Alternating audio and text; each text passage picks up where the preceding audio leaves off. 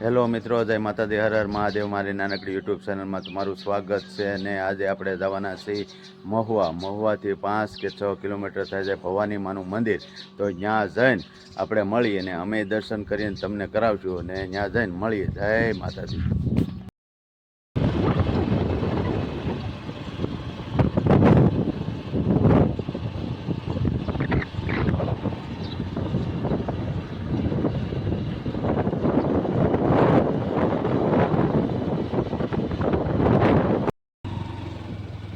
આપણે હવે મહુવા પહોંચી ગયા છે. હવે ડાયરેક્ટ ભવાની માના મંદિરે.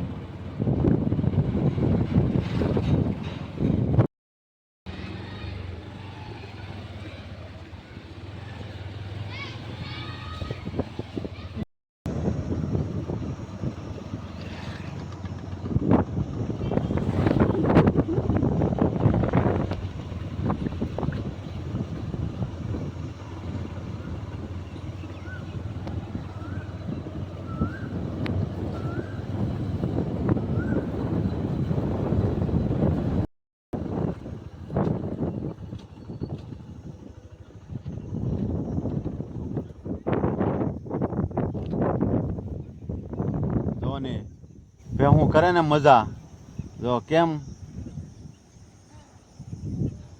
જોને કેમ નાય. અમે જાતા હતા રોડ ઉપર, પછી આમ જુઓ આ ગામડાની મજા હું વારંવાર હું લેવા કહું કે એટલા માટે કે આમ જુઓ આ રો આ કમળ જુઓ, આ જુઓ, આ બધા જુઓ ઉપર. અહીં બતાવું, આમ જો આ જો કમળ.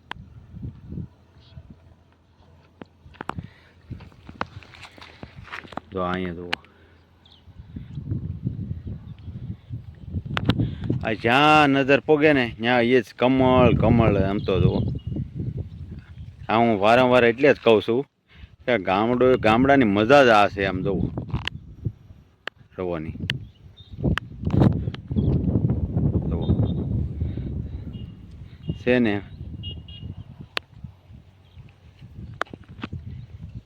કેમ ગામડાની મજા છે ને આ એમ જુઓ. અત્યારે આપણે આ ભવાની માના મંદિરે પહોંચી ગયા છીએ. મહુવાથી કાંઈક 6-7 કિલોમીટર થાય છે. આ ભવાની માના મંદિરનો ગેટ છે ને આ બધું દુકાનો છે. ને હવે અમે જઈએ છીએ માતાજીના દર્શન કરવા. હું સતીશભાઈ કહું મંદિરે પહોંચી ગયા છે, માતાજીના દર્શન કરશું, તમને કરાવીશું. આ દુકાનો આપણે અત્યારે ભવાની માના દર્શન કરવા જઈએ. જો આ ભવાની માનું મંદિર છે જુઓ, બરાબર. આપણે અંદર જઈએ છીએ. આપણે આ કાળક ભૈરવ દાદા છે, બરાબર.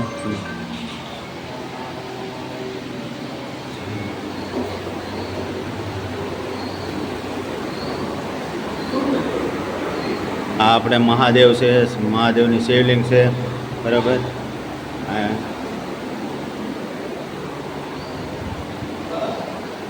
આ રાંદલમાં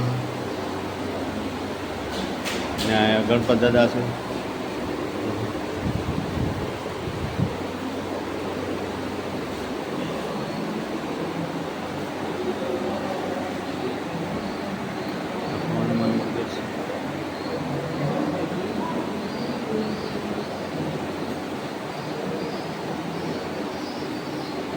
જય ભવાની.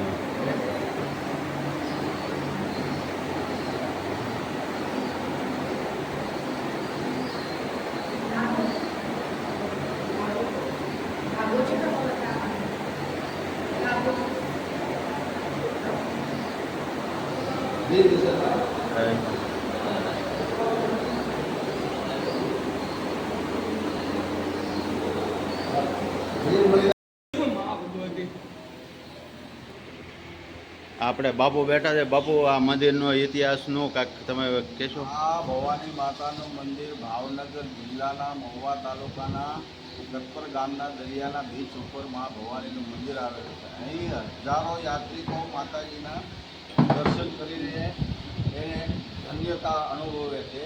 અને આ ભવાની માતાના મંદિરેથી શ્રી કૃષ્ણ ભગવાને રૂક્ષ્મણીજીનું હરણ કરેલું આવો ઇતિહાસ શ્રીમદ ભાગવતની અંદર હાલ મોજૂદ છે. અને આ માતાજીના મંદિરને 5,500 વર્ષ થયા છે.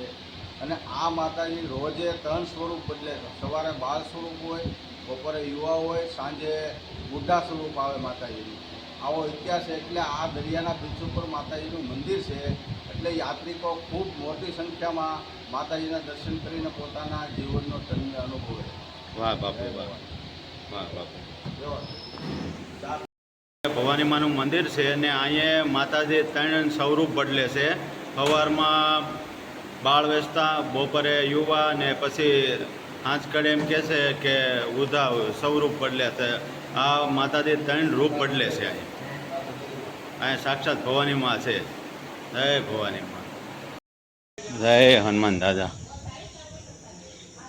જોયું, જય હનુમાન દાદા.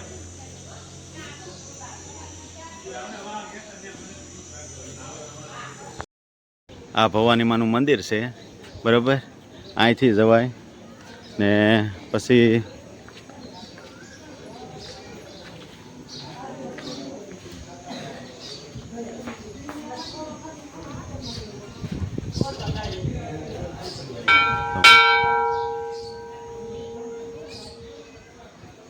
આ બાજુથી હોત જવાય છે. તો અહીંથી તમે દર્શન કરી શકો ને પાછળથી કરી શકો. ને આ છે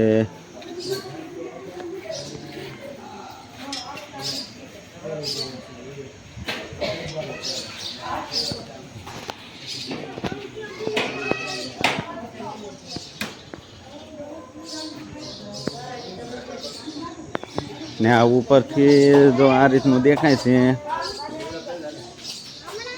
જો અહીંયા દરિયો આવી ગયો છે. જુઓ, જો અહીંયા ઓલી આ શું કહેવાય 4 વ્હીલ હાલે છે. રમરમાટી જાય.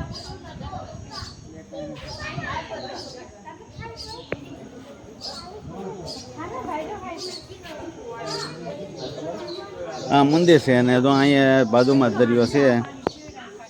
આને શું, તો અહીંયા બાજુમાં જ દરિયો છે. અત્યારે તો વેળ હજી ભરતી આવે છે, બરાબર. આગળ આપણે નીચે જઈએ ને જોઈએ, બરાબર. સતીશ, તારે કાંઈ કહેવા માંગો છો? કેમ મજા આવી અહીંયા દર્શન કરવાની? દર્શન કરવાની બહુ મજા આવી ને દરિયો છે એટલે બેસવાની બહુ મજા આવે દરિયાની. હજી આપણે નીચે જવાનું છે કે? હા, નીચે.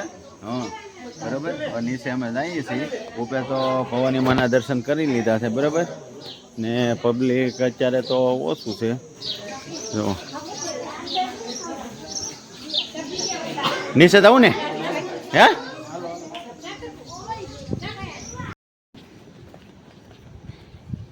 હવે જઈએ છીએ આમ નીચે, બરાબર. દરિયા કિનારે આમ જોવાની આ પવન સકી જો જોવાની આનકોથી નથી સરખી દેખાતી.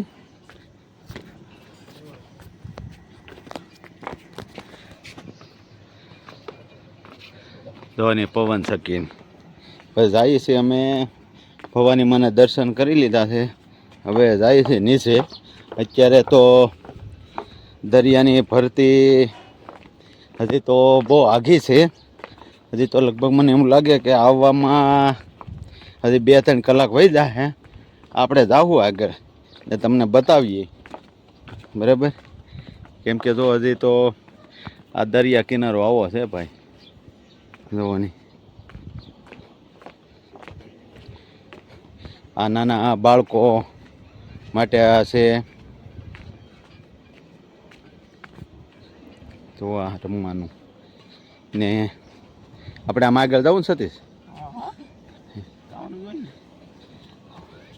આપણે આમ સીધા જ જઈએ.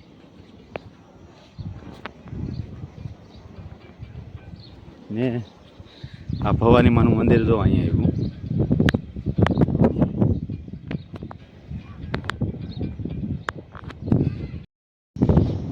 કે ન્યા કેમ ન્યા કેમ ઊભો આ સપલામાં કૂદી જા આમાં થોડું ખૂતી જાવું ના ના બાપા ના કાંઈ ન થાય તો ઓલા બેનું છે એ બધું વી દઉં આની આમ નીચે વહેલા જઈ ક્યાં હશે ઓલી પણ બતાવું એ જો સામે તો અહીંયા આ જો અહીંયા કોરું છે બરાબર ત્યાં જઈએ અત્યારે તો દરિયા કિનારે છીએ અમે બરાબર તો આ ભવાની માનું મંદિર ને આ રીતનું લોકેશન છે જુઓ ને આ અમારા સતીશભાઈ અહીંયા છે બરાબર ને અત્યારે તો અમે બે સહી બરાબર બે તો સહી અમે દરિયા કિનારે આવ્યા ને કેમ કે અહીંયા આ ખાલું એટલામાં હતું બરાબર અહીંયા હતું ભીનું હતું જો આ રીતનું આપણે તો ભાઈ અજાણ્યા છીએ બરાબર કેમ કે આમાં ક્યાં ખૂતી જાય તો એટલે પહેલાં તો નિરાતે જોયું ને તો પછી મેં અહીંયા જો હજી દરિયાનું પાણી તો હજી બહુ આઘું છે ઠેઠ આમ છે બરાબર ને ત્યાં એક બગલો છે બરાબર કાંઈક જીવડાની રાહ જોવે છે આવે એટલે કે પકડી લઉં ને આ ઝાડ બાંધી છે ઠેઠ ક્યાંયથી છે તો આમ બતાવું ઝૂમ કરીને જો ઠેઠ આમ બહુ આઘી સુધી છે જો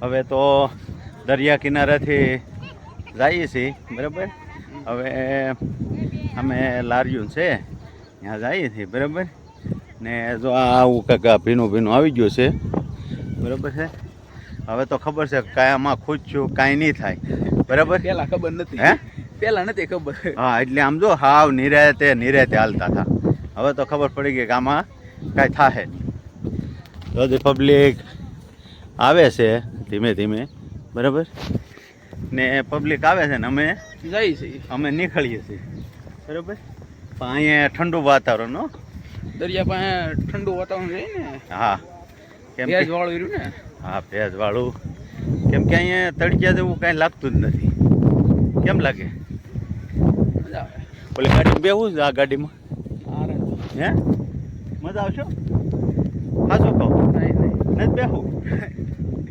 નથી બેહું ને નહીં સારું તો બીજું હું પાણી પી નાળિયેર પાણી પીને જ છીએ બે આપો તો બીજું કાંઈ સોવે આ ઠંડુ જ છે આમનું નકર ગરમ ન હોય ક્યાંક મરાઈ જાવ જો તો ઠંડુ પાણી છે એમ સારું છે મજા આવ્યું છે મજા આવે એવું છે મીઠું છે હા